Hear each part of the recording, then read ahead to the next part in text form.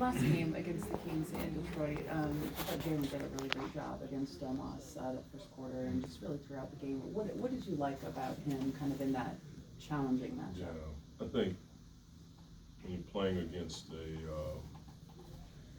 player like Sabonis, you have to be able to draw a line in the sand and stop at some point, because he'll just run into you over and over and over and over and over and over and over and over.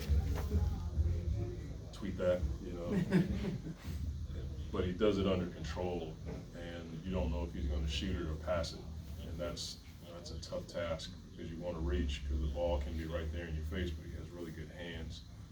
And JD is learning that some of these bigs in the league are just as strong as him, and this is one that we're going to face tonight. But he's also a guy that can pass the ball, he can play in DHO, has multiple counters in the paint on the box.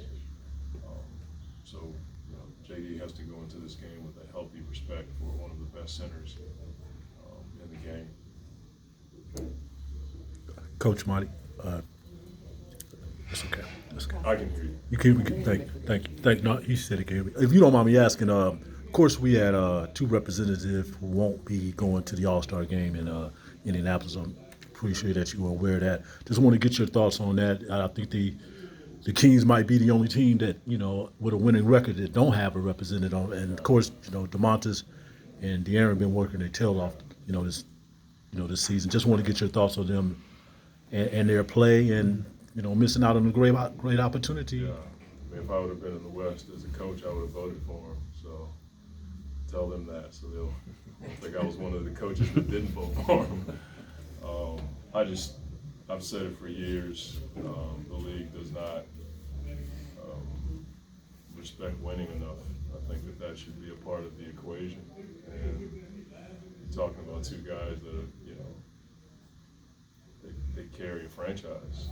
And it's a tough one, because I struggle with the same deal, but I always go back to who you take off of the team.